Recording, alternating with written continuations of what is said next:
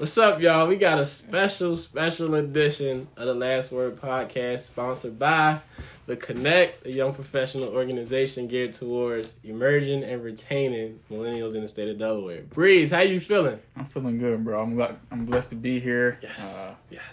Lucky to be here with this opportunity, Election Day special. Yeah. You can see we got a special guest here. Middletown's finest. How you feeling? I'm good. Introduce yourself, man. Tell the people who I'm you Alexa. are. I'm a senior at the University of Delaware studying political science and public policy, and I graduate this December. Hey, Congratulations. Yeah, thank you. I can't wait. You feel me? So, like, Alexa after the Amazon, or like you had that name before that? The what? You had the name Alexa after Amazon? No, or before. Oh, okay. Way so Bezos before. got it from you, so he owe you money. That's what I think. And people come up to me and they start asking me questions like I am the Alexa, and I'm like, that's kind of rude. I think that's kind of rude. I think it's kind of rude, honestly. Listen, man, we're going to get right into it. It's Election Day special. Me and Breeze had a conversation, and pretty much what we want to focus on, at least for part one, that's a part of the podcast, is making sure we highlight, local politics and local representatives, just because, it's a presidential year. People get caught up with, oh, I don't like Trump or Biden. Okay, that's fine.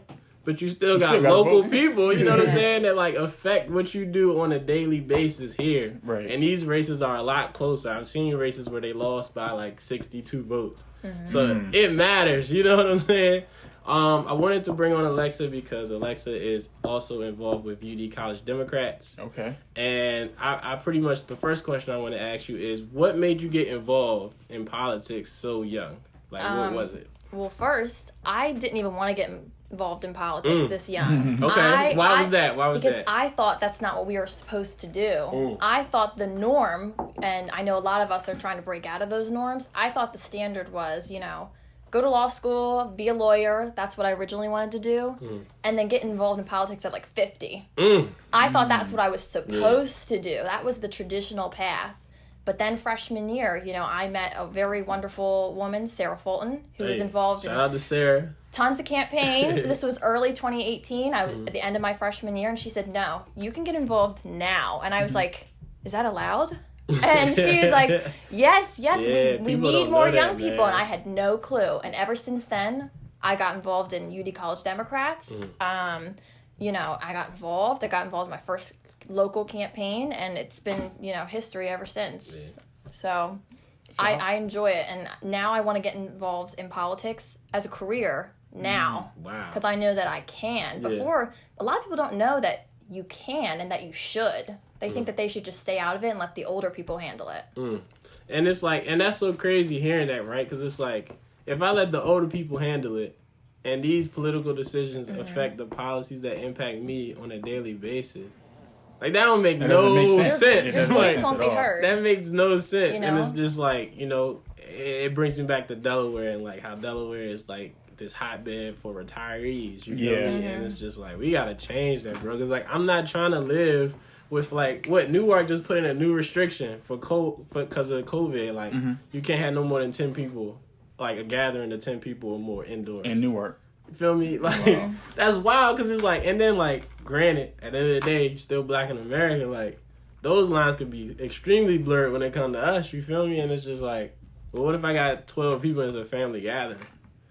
You see what I'm saying? So it's when we're letting the older generations make the laws and policies for us, which happens by the political officials we put in the office, we kind of screwing ourselves. How can we change that agenda? Because I'm speaking for myself. I don't know. I mean, before me and you, I hear about politics all the time now because I'm so close to you. But it's it's a foreign language to a lot of people. They don't really push it in high schools and everything like that. So from you guys' perspective, what can we do to change that dynamic? I'm gonna let Alexa go first. You gotta get involved. You gotta get involved in some capacity. Okay. So for example, I'm the president of UD College Democrats, and we have a variety of people in our group. We have public policy and political science majors who want to do this as a career, but then we also have accounting majors, STEM majors. Those that don't want to pursue politics as a career, but they find it important and interesting almost as a hobby. But they understand the importance of simply just voting. People our age don't vote as much as they should. We're outvoted by the older generations, because we feel like our vote doesn't matter, and that we feel like the choices that are presented to us, that none of them are good, and that no one listens to our age group, So I think getting involved, we can change that. Get more representation. So, like our group, we try to just educate people by bringing in a variety of candidates every election year, activists. We've had, people who are involved in academia, but then we've also encouraged people to get involved, to phone bank, because with the COVID pandemic, can't really knock on a lot of doors right now, can't really network in person. But we try to promote everything that we can virtually. And it's been working out pretty well. We've had pretty good turnout, and people understand that this election, like a lot of people say, could be the most important of our lifetime. Yeah, bro, because I can't do Trump again. I'm sorry. Yeah. Like, if you really do your research, and feel free to hit me up. I'll send you a bullet point graphic. Trump has rolled back a lot of legislation, a lot of policies that really do affect us. I think he's trying to roll back, if it hasn't happened already, with the Affordable Care Act and pre-existing conditions. So what that means is, let's say you have a heart disease or something like that. Insurances can deny you because you have that, which means you got to pay everything out of pocket. And you go to ICU and admission just there is $60,000. How you paying that? You feel me? And the fact that he's trying to roll that back, that's scary, bro. You know what I'm saying? That's very scary. I'm gonna do a quick little plug. You feel me? Because as you all know, my boss is the governor, and I'm running his campaign. If you want to get involved for the governor, right? The governor is big on young professional involvement. From the $100 million grant that has just been released for COVID relief, from just the workforce development programs. The governor is actually and actively trying to help young professionals in the state of Delaware. So if you want to get involved with us, johncarney.org/get involved. Once again, you're gonna see at the bottom of your screen, johncarney.org/get involved. If you want to get involved with just Democrats in the state of Delaware, because no bias, I haven't really seen too many Republicans preaching for young professionals, you feel me? You can go to daledems.org/volunteer. Those are just two people that I've been actively with since I was 21. I think that was my first opportunity. I was an intern for the governor, and 4 years later, now I'm running his campaign. So if that don't speak volumes in and of itself about how you feel about young professionals, I don't know what does. So I just want to say thank you, Alexa, for coming on. Problem. I really do appreciate it. It's great to be We're here. We're going to bring you back when we do our general election mashup. You feel me? So until then, we got another segment coming up, so stay tuned.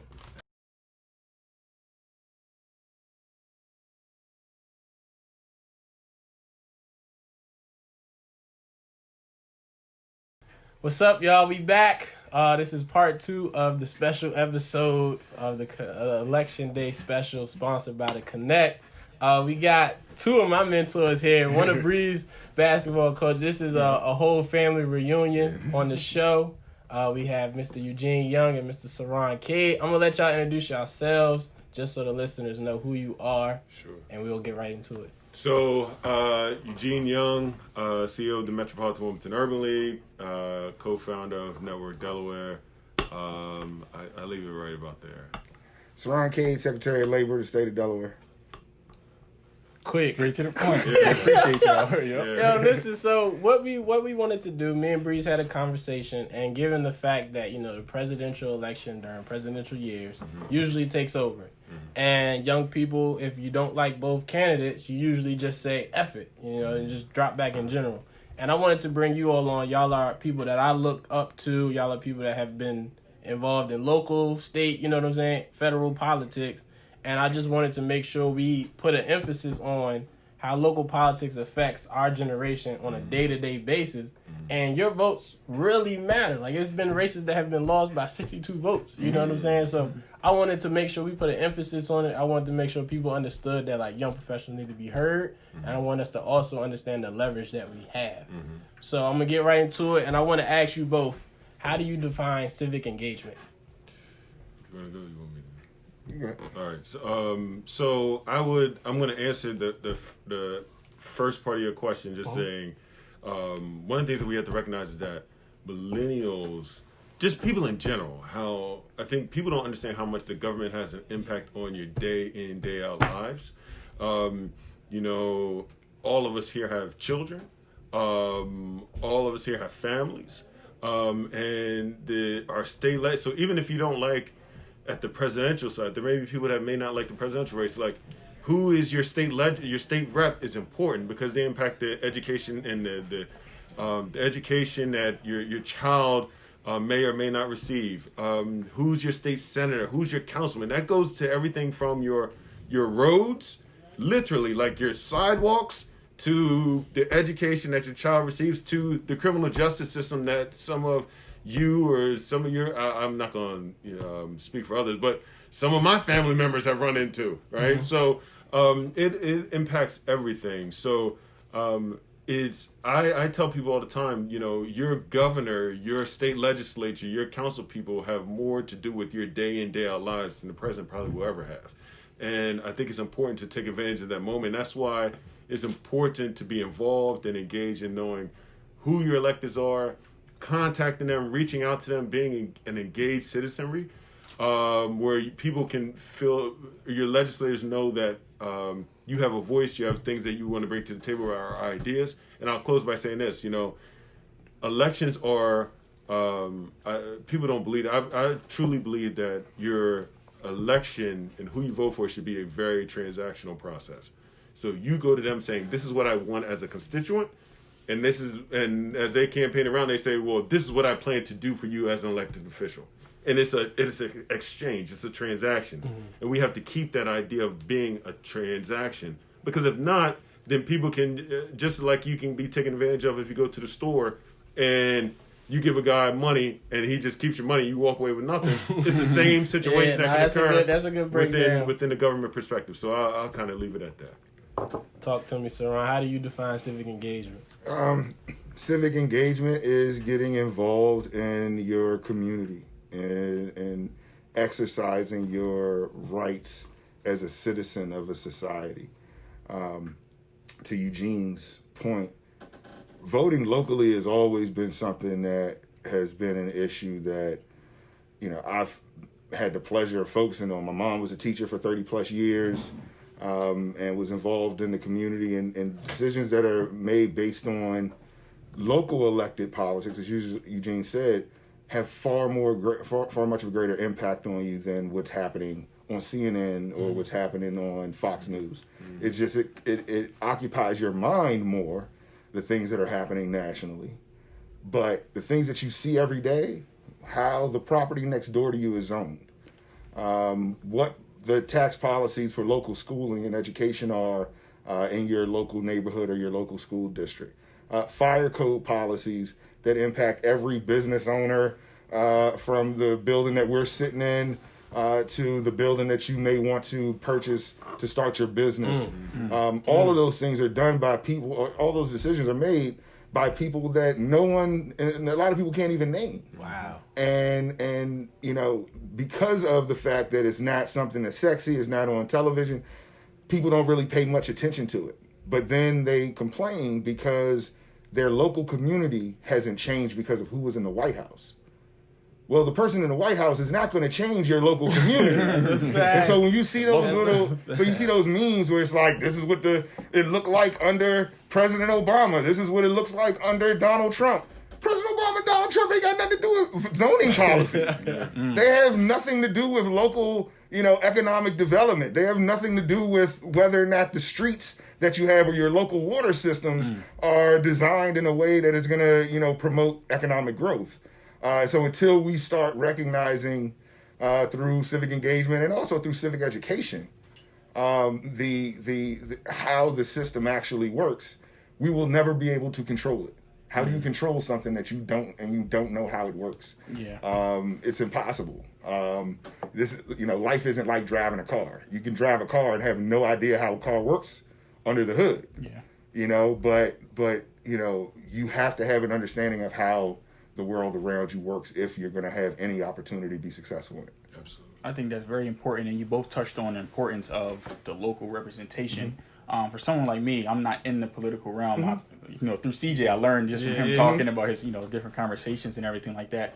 what are like some of the top benefits of knowing your local reps? I can think of some off the top of my head. Like I feel like they would be more accessible. Like I may run into them in the grocery store or something like that. What would be the top benefits? Top actually benefit. That's also so the whole idea of your local elected officials or your local officers is that the lower that you get, the closer they're supposed to be to the constituent, to the voters. Okay. So knowing them isn't a standpoint of kind of social media knowing them now, like, oh, we're Facebook friends. Yeah. Knowing them isn't just about knowing who they are. Knowing them is about knowing who they are, what they have, what their authority is, what their responsibilities are. So we want to make sure that we define the word knowing your elected officials. Okay. Not just from the standpoint of, I know their name. I know so-and-so. I know his son or his daughter or what have you. But knowing what their responsibilities are, whether or not they're meeting their responsibilities and meeting the benchmark that you've set as a constituent, that is what we mean by when I say knowing your local elected officials.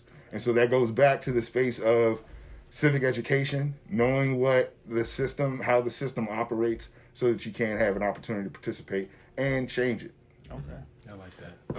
I would say, when the question even takes me back to something that just happened within the last 3 days.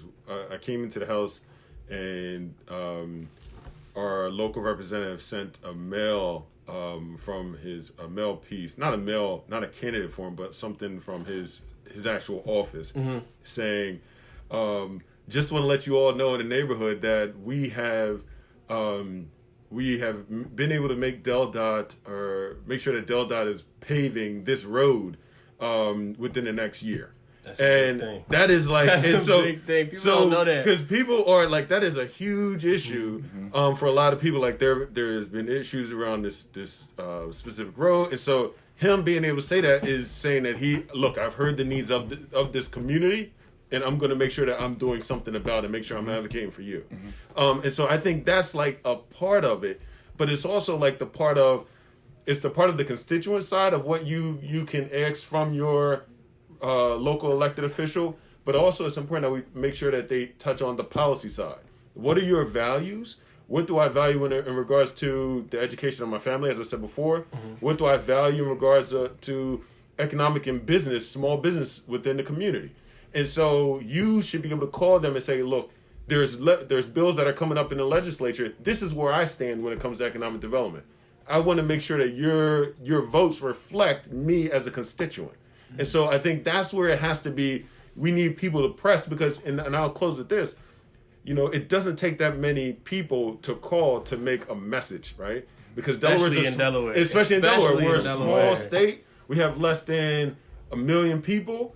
In many of these state rep districts, like if you get 50, 100 people to call in a rep and say 100. 100. Yeah, it impacts everything because we don't have the districts are not that big. So you can organize within your community and say you could say, look, I want white mics or green mics, and you call your state rep and say we all want green mics. Like they're gonna say, well, let me see if I can find Amazon or find a way to they will find a way to move to the pressure that you put on them. Politicians do not respond to applause; they respond to pressure. And so it's important. Hold, say it again. I need that's a sound bite. Politicians do not respond to applause; they respond to pressure. And it's not like bad pressure, meaning like you have to be yelling at them and cursing and all that. I'm saying from the standpoint of we need you to do this for our community, and this is how we need for us to work together. And so, like, it used to be a line back in the civil rights days where elected officials and like the president would say, I need you to make me do this. Like, I need you to galvanize people to make me do these laws because now it makes it easier for me to get it done. And so we need to help apply that pressure around. I always say you need to flank people that are doing the right thing and hold people accountable who are doing the wrong thing in regards to you and your community. Okay. That's heavy. Listen. And real quick, one other thing, and you said something I thought was really important, and you didn't mean it the way that I'm going to say it, so I'll put that out there. But the idea that I hear a lot, I'm not really that into local politics. Yeah. You hear that talk about it a lot, right? Talk about it, mentor. Here's the thing. you may not be interested in it, but you're in it. Mm-hmm. You drive, right? Yes. You got car insurance? Yes. Y'all know how much your car insurance is impacted by local auto policies? How well your streets are paved? How often accidents occur in your neighborhoods? I ain't know that. You know how much? I'm in it and I ain't know that. When you move to the city of Wilmington, population density impacts Yep.